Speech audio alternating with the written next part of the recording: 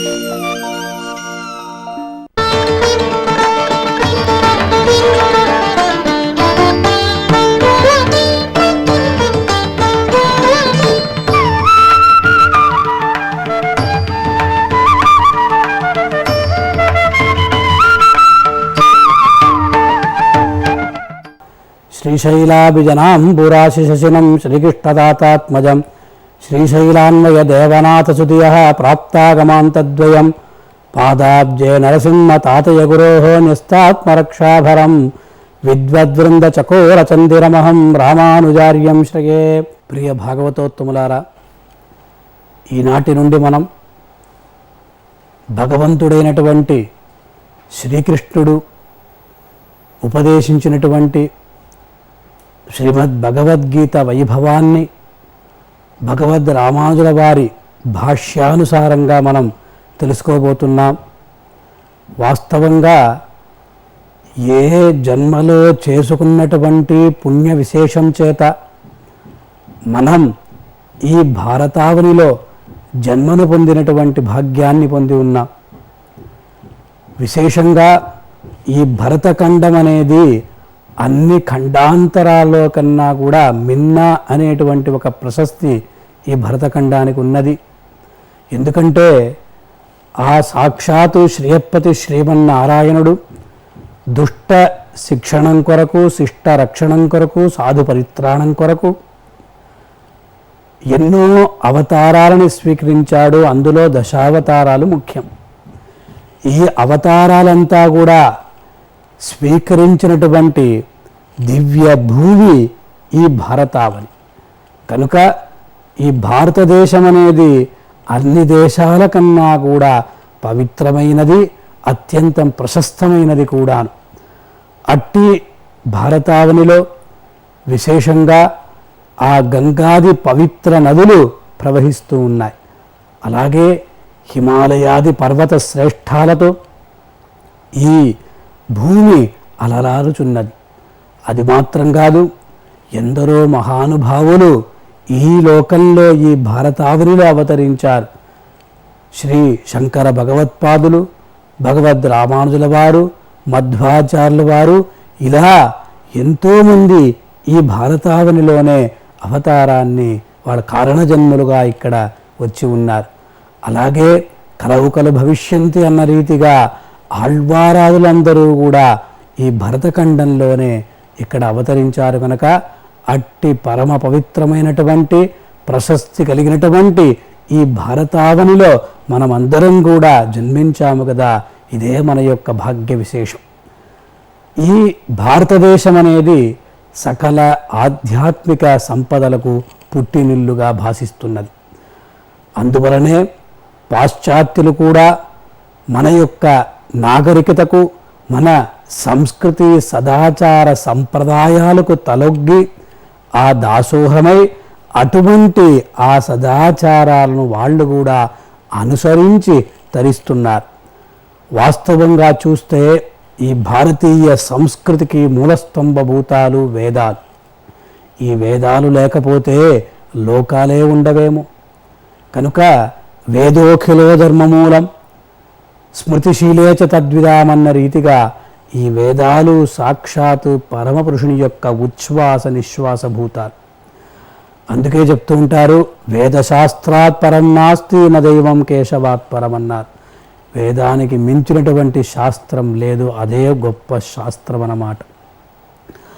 శృతేరివార్థం స్మృతిరన్వగచ్చత్ అన్న రీతిగా మనకు ఆ వేదాలలో దాగి ఉన్నటువంటి రహస్యాల్ని అంతటినీ కూడా మనకు అందించినటువంటి మహర్షులు ఉన్నారు, మన్వాది మహర్షులు. వాళ్ళు రచించినటువంటి గ్రంథాలని స్మృతులు అని వ్యవహరిస్తూ ఉంటారు. కనుక అట్టి స్మృతులలో ఆ వేదాలలో ఉన్నటువంటి రహస్యార్థాలు మనకు చాలా సులభంగా తెలియజేయబడతాయి. దానికే సుహృత్ సంహితం అని కూడా చెప్తూ ఉంటారు. అంటే అక్కడ ప్రభు సంహితం, సుహృత్ సంహితం అనే రీతిగా ఇది ఆ విధంగా ఉంటూ ఉంటాయి. తరువాత ఉన్నటువంటి స్థానము ఇతిహాసాలు.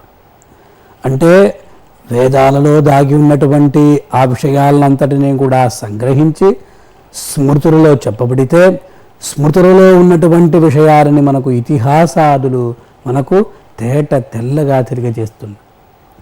ఆ ఇతిహాసాదులు ఏవైతే ఉన్నాయో ఇతిహాస అని దానికి పేరు. అంటే ఇతి అంటే అని అర్థం, హా అంటే ఆశ్చర్యార్థకం, ఆశ అంటే ఉండినది అని అర్థం. ఈ విధంగా కదా ఉండినది. ఆ భగవంతుని యొక్క దివ్య స్వరూప రూప గుణ విభవాదులు ఏవైతే ఉన్నాయో, ఆ భగవంతుని యొక్క చరితామృతం ఏదైతే ఉన్నదో అంతటినీ కూడా మనకు అందించేటువంటి గొప్ప గ్రంథాలే ఇతిహాసాదులు. అందులో మనకు 2 ప్రధాన గ్రంథాలుగా విరాజిల్లుచున్నాయి. ఒకటి శ్రీమద్ రామాయణం, రెండవది శ్రీమన్ మహాభారతం. శ్రీమద్ రామాయణం ఎటువంటిది ఆది కావ్యమని దాన్ని వ్యవహరిస్తూ ఉంటారు. అది కూడా వేదవేద్యే పరే పుంసి జాతే దశరథాత్మజే వేద ప్రాచేతసాదాసీత్ సాక్షాత్ రామాయణాత్మన అన్నారు. వేదవేద్యుడైనటువంటి పరమపురుషుడు ఆ దశరథాత్మజుడుగా శ్రీరామచంద్ర మూర్తిగా ఎప్పుడైతే అవతరిస్తాడు, ఆ వేదము వాల్మీకి ముఖారవిందము నుండి అది రామాయణంగా పరిణమించింది. కనుక అంతటి గొప్ప కావ్యం 24,000 శ్లోకాలతో 24 అక్షర గాయత్రి అన్న రీతిగా అలా అద్భుతమైనటువంటి గ్రంథరాజంగా శ్రీమద్ రామాయణం విరాజిల్లుచున్నది. ఎన్నో విధమైనటువంటి ఆధ్యాత్మిక సందేశాలను అంతటినీ కూడా ఆ శ్రీమద్ రామాయణం మనకు తెలియజేస్తుంది. కనుక అటువంటి రామాయణాన్ని దీర్ఘ శరణాగతి శాస్త్రమని శ్రీ వైష్ణవులు వ్యవహరిస్తూ ఉంటారు. కనుక వాల్మీకే మునిసింహస్య కవితా వనచారిణ శృణ్వన్ రామకథానాదం కోనయాది పరాంగతిమన్న రీతిగా ఆ రామాయణం అందరికీ కూడా శ్రేయోదాయకం. అందరూ కూడా ప్రతిరోజు ఆ రామాయణ గ్రంథాన్ని అనుసంధానం చెయ్యాలి. చేసినందువల్ల కలిగేటువంటి ప్రయోజనం ఏదైతే ఉంటుందో అంతటినీ కూడా మనకు పూర్వాచారులు వివరించి ఉన్నారు. వాళ్ళందరూ కూడా అనుభవపూర్వకంగానే తెలియజేశారు. తరువాత ఇతిహాస గ్రంథం శ్రీమన్ మహాభారతం. మహాభారతం యొక్క వైశిష్ట్యాన్ని, వ్యాస భగవానుడి యొక్క మహిమను ఎవరు వర్ణించగలరు? ఎవ్వరు కూడా వర్ణించలేరు, సాహసం కూడా చేయలేరు. కానీ మనకు అక్కడక్కడ ఉన్నటువంటి కొన్ని మహాభారత వైశిష్ట్య ప్రతిపాదక శ్లోకాలు, వ్యాస భగవానుని యొక్క మహిమను తెలియజేసేటువంటి శ్లోకాలు కనిపిస్తూ ఉంటాయి. దాన్ని అంతటినీ కూడా మనం ఒక్కసారి స్మరించుకోవాలి. ఎందుకంటే శ్రీమద్ భగవద్గీత మహాభారతంలోనే ఉన్నది. మహత్వాత్ భారవత్వాచ్చ మహాభారతం ఉచ్యతే అన్నారు. అది పెద్ద గ్రంథం. అది మహత్వాత్ మంచి మహత్తును కలిగినటువంటిది, భారవత్వాచ్చ మహాభారతం ఉచ్యతే అన్నారు. ప్రపంచ ఇతిహాస గ్రంథాలలో సాటిలేని మేటి అయినటువంటి గ్రంథరాజము శ్రీమన్ మహాభారతమే కదా. ఎవ్వరూ కూడా ఏనాడు కూడా ఈ విషయాన్ని త్రోసిపుచ్చలేరు. ఈనాటి వరకు అటువంటి గ్రంథం అనేది వెలువడలేదు. కనుక ఆ గ్రంథరాజాన్ని అందించినటువంటి మహనీయులు వేదవ్యాసుల వారు. వారి యొక్క మహిమ ఎటువంటిది? కృష్ణద్వైపాయనం వ్యాసం విద్ధి నారాయణం ప్రభుం కోహ్యన్యో భువిమైత్రేయ మహాభారత కృద్భవేతన్నారు. ఆ కృష్ణద్వైపాయనుడైనటువంటి వ్యాస భగవానుడు సాక్షాత్తు నారాయణుడే.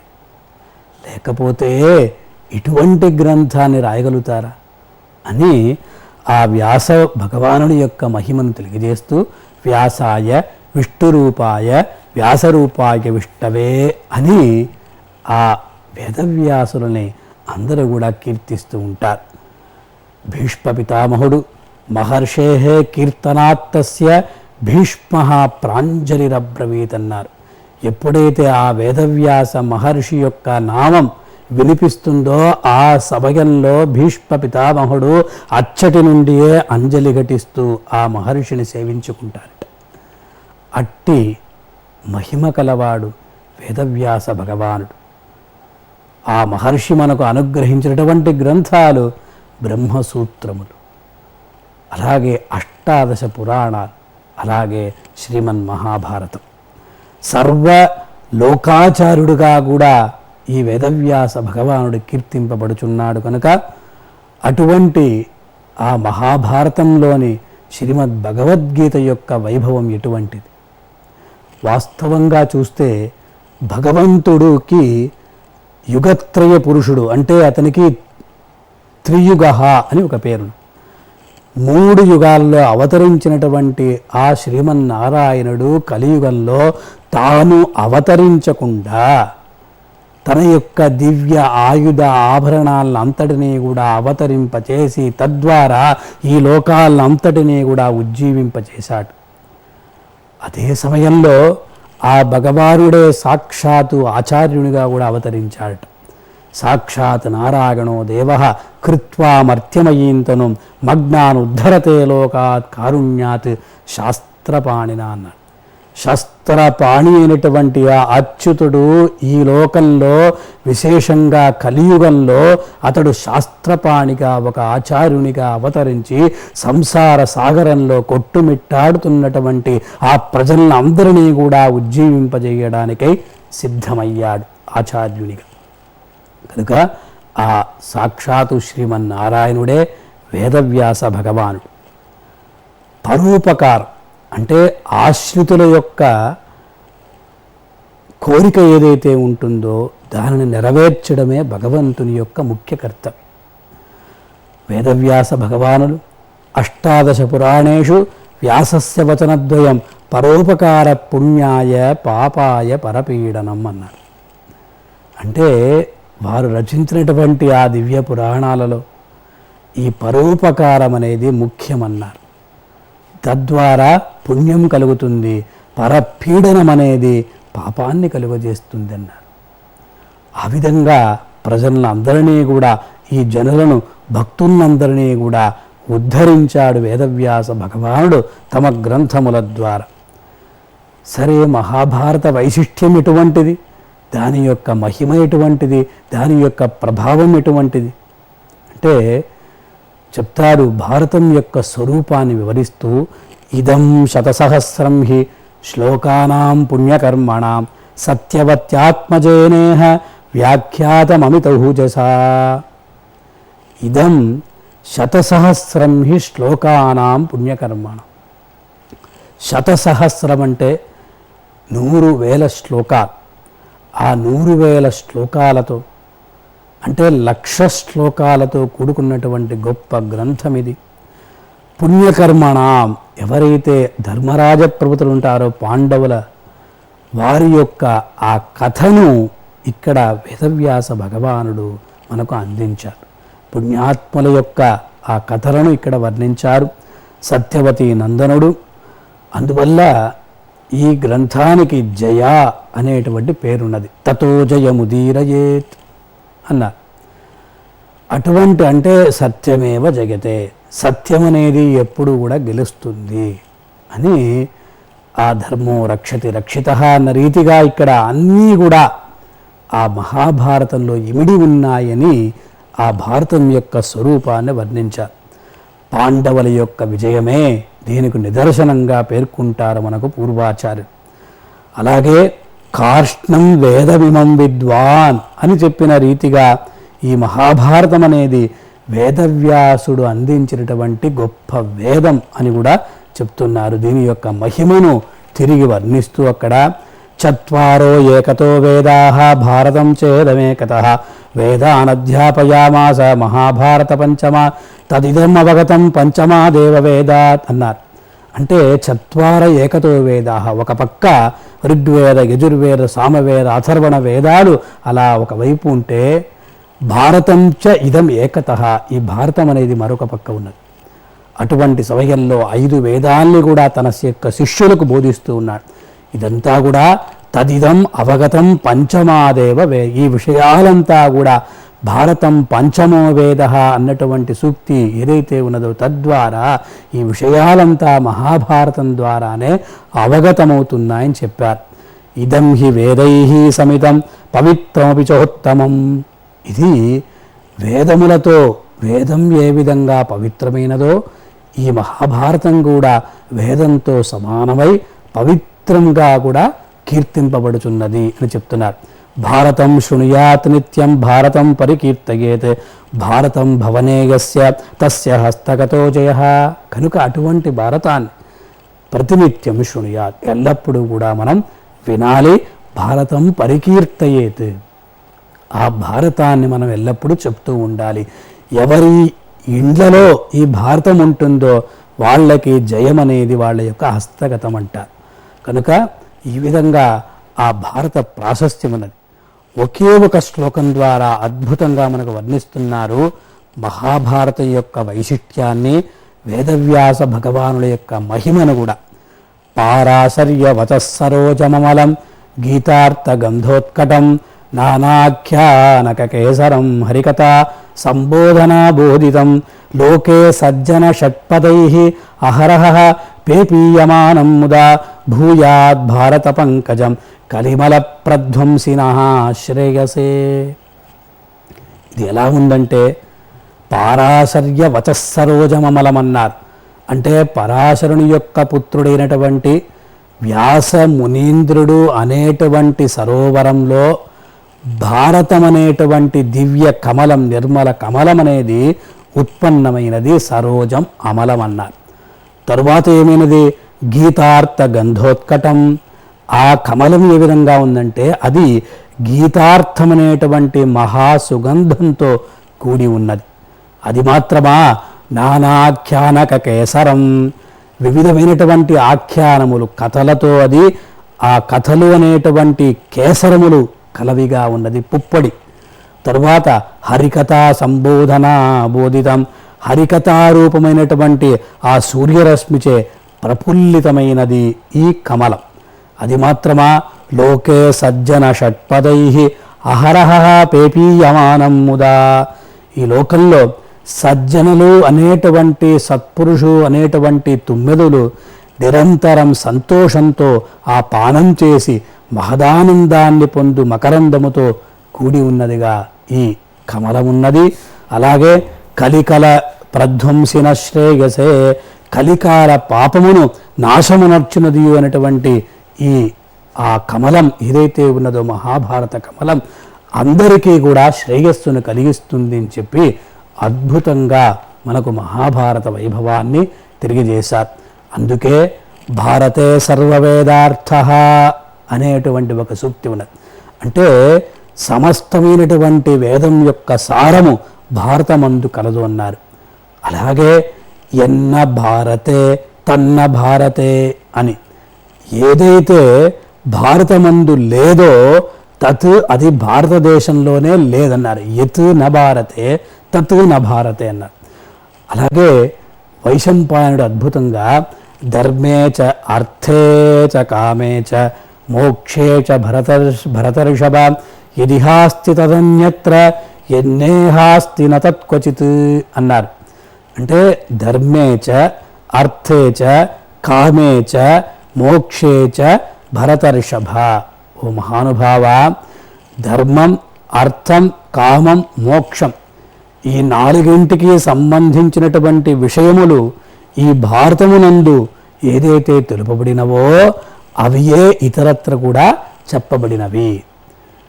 అలాగే యత్ ఇహ నాస్తి యదిహాస్తి నతదన్యత్ర, యత్ ఇహ అస్తి ఏదైతే ఇక్కడ ఉన్నదో తత్ అన్యత్ర అదే మిగతా చోట కూడా ఉన్నవి. యత్ న ఇహ అస్తి ఏదైతే ఇహ ఈ భారతంలో లేదో అది నతత్క్వచిత్ ఎక్కడా కూడా లేదు అని ఈ విధంగా మహాభారత వైభవాన్ని మనకు పెద్దలందరూ కూడా ఎంతో చక్కగా వివరించారు. కనుక శృణోతి శ్రావయేత్వాపి సతతం చైవయో నరః సర్వపాప వినిర్ముక్తః వైష్ణవం పదమాప్నుయాత్. ఎవరైతే దీన్ని వింటారో, భారతాన్ని శ్రావయేత్ వినిపిస్తారో వాళ్ళు ఎల్లప్పుడూ కూడా సర్వ పాప వినిర్ముక్తః సకల పాపముల నుండి విముక్తులై వైష్ణవం పదమాప్నుయాత్ విష్ణు పదాన్ని వాళ్ళందరూ కూడా పొందగలరు అని మహాభారతం యొక్క ప్రయోజనాన్ని ఎవరైతే చదువుతారో, ఎవరైతే చదివిస్తారో, ఎవరైతే వింటారో వాళ్ళకందరికీ కూడా సకల విధములైనటువంటి శ్రేయస్సులు కలుగును అన్నారు. ఈ సారస్వత నందనవనం ఏదైతే ఉన్నదో ఆ నందనవనంలో ఈ మహాభారతం అనేది వివిధ ఫలములు ఇచ్చేటువంటి కల్పవృక్షంలాగా విరాజిల్లుచున్నది. జ్ఞాన సముద్రమును ఉల్లసితమనర్చేటువంటి చంద్రుడి వలె భాసిస్తున్నది ఈ మహాభారతం. అలాగే వివిధ కథలను ఆ రత్నముల యొక్క భాండారం, ఇది ధర్మోత్పత్తి యొక్క అక్షయ క్షేత్రం కూడా ఈ మహాభారతం అన్నారు. కనుక మానవుని యొక్క శారీరక, మానసిక, భౌతిక, నైతిక, ధార్మిక, ఆధ్యాత్మిక ఆ భావాలు ఏవైతే ఉంటాయో, సంబంధించిన విషయాలు ఏవైతే ఉంటాయో ఇవన్నీ కూడా ఈ మహాభారతంలోనే ఉన్నవి. కనుక అనేక అనేక స్తోత్రములతో ఈ మహాభారతం విరాజిల్లుచున్నది. అందులో ముఖ్యంగా విష్ణు సహస్రనామ స్తోత్రం, అలాగే శ్రీమద్భగవద్గీత, ఈ రెండు గ్రంథాలు అందరికీ కూడా, సమాజంలో ఉన్నటువంటి వాళ్ళకి అందరికీ కూడా సకల విధములైనటువంటి క్షేమములను కలిగించే విధంగా ఉన్నాయి. కనుక ఆ భారతామృత సర్వస్వం భగవద్గీత అన్న రీతిగా ఆ భగవద్గీతలో ఉన్నటువంటి విషయ విశేషాలు ఎటువంటి, భగవంతుడైనటువంటి శ్రీమన్నారాయణుడు ఏ సందర్భంలో ఈ భగవద్గీతను మనకు ప్రసాదించాడు, ఈ విషయాలంతటినీ కూడా మనం తదుపరి తెలుసుకుందాం. కృష్ణాయ వాసుదేవాయ దేవకీనందనాయ చ నందగోపకుమారాయ గోవిందాయ నమో నమః.